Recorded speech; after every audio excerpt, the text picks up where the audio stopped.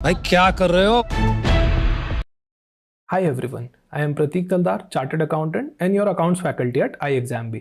अभी इस वीडियो में आपने काफ़ी सारी फाइनेंशियल टर्म्स के बारे में सुना होगा, जैसे ग्रॉस मार्जिन, एबिटा मार्जिन, जो यूजुअली हम न्यूज़ चैनल्स में भी काफ़ी बार सुनते रहते हैं। इस वीडियो में हम डिस्कस करेंगे ग्रॉस मार्जिन्स के बारे में एंड एबिटा मार्जिन्स के बारे में। पर इन दोनों टर्म्स को समझने से पहले इनकम स्टेटमेंट का फ्लो समझना बहुत ज़रूरी है। तो इनकम स्टेटमेंट के अंदर जो टॉप लाइन आइटम होता है वो होता है नेट सेल्स, जिसको हम रेवेन्यू भी कहते हैं। से फॉर एग्जाम्पल इस बार मैंने 1 लाख रुपए का रेवेन्यू किया या सेल्स किया। Now I have to deduct cost of goods sold from this. Cost of goods sold का मतलब होता है जो आपने गुड्स बेच दिए उनकी कॉस्ट क्या है। फॉर एग्जाम्पल 80,000 इनकी कॉस्ट है, तो कहने का मतलब 80,000 के गुड्स मैंने 1 लाख रुपीज़ में सेल कर दिए हैं, तो 20,000 रुपीज़ का प्रॉफिट हो गया है। इस प्रॉफिट को हम ग्रॉस मार्जिन्स या ग्रॉस प्रॉफिट कहते हैं। अच्छा, अभी तक जो गुड्स हमने बेच दिए थे उनकी कॉस्ट लेस हुई है सेल्स में से। अरे पर बिजनेस को चलाने के लिए काफ़ी सारे और भी एक्सपेंसेस होते हैं, जैसे salary expenses, advertisement expenses, rent expenses. ये सारे एक्सपेंसेस को हम ऑपरेटिंग एक्सपेंसेस भी कहते हैं। तो ग्रॉस मार्जिन्स में से अगर हम ऑपरेटिंग एक्सपेंसेस को लेस कर दें तो फिर हमारे पास इबिटा आ जाता है। इबिटा का मतलब होता है earnings before interest, before tax, before depreciation and amortisation. मतलब इंटरेस्ट का खर्चा, टैक्स का खर्चा, डेप्रिसिएशन और एमोर्टाइजेशन का खर्चा अभी तक इसमें से लेस नहीं हुआ है, लेस होना बाकी है।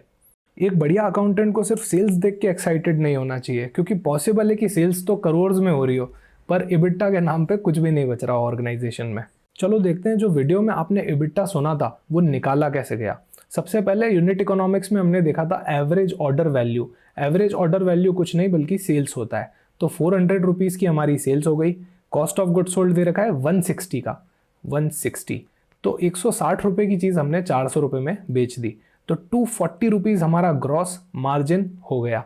अब दे रखे हैं कुछ ऑपरेटिंग एक्सपेंसेस जैसे चैनल मार्जिन, लॉजिस्टिक्स और मार्केटिंग, जिनका टोटल होता है approx 385।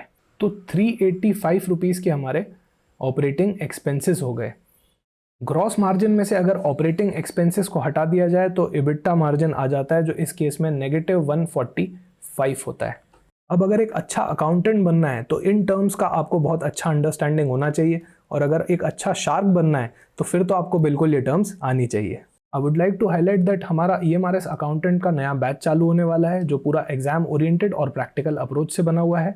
It is available at a discount, जिसमें आपको डेली लाइव क्लासेस मिलेंगी, 10 मॉक टेस्ट मिलेंगे और बहुत सारे चैप्टर टेस्ट मिलेंगे। तो आप इसे ज्वाइन कर सकते हैं और प्रिपेयर कर सकते हैं 50% फास्टर। iExamB की वेबसाइट पे अभी 2 फ्री मॉक टेस्ट भी अवेलेबल हैं ईएमआरएस अकाउंटेंट के, तो आप इन्हें एक बार अटेम्प्ट करके एग्जाम का फील ले सकते हैं। अगर आपको ईएमआरएस की किसी भी वैकेंसी से रिलेटेड कोई भी डाउट्स पूछने हैं तो I invite you to join this workshop on 27 July 7 PM, जहां पे करण सर और विक्रम सर आपको ईएमआरएस के जेएसए, अकाउंटेंट और हॉस्टल वार्डन से रिलेटेड कोई भी डाउट्स और पूरा का पूरा एंड टू एंड गाइडेंस आपको देंगे। ईएमआरएस हॉस्टल वार्डन का भी कोर्स लॉन्च होने वाला है, तो उससे रिलेटेड भी चीज़ें आप इस वर्कशॉप में पूछ सकते हैं। इस वर्कशॉप का लिंक डिस्क्रिप्शन बॉक्स में दिया गया है। ईएमआरएस अकाउंटेंट का course link, free mock test, accountant की क्या जॉब प्रोफाइल होती है, किस तरह के क्वेश्चंस आते हैं और कुछ इंपॉर्टेंट टॉपिक्स कॉमर्स के, इन सब के लिंक्स भी आपको डिस्क्रिप्शन बॉक्स में मिल जाएंगे।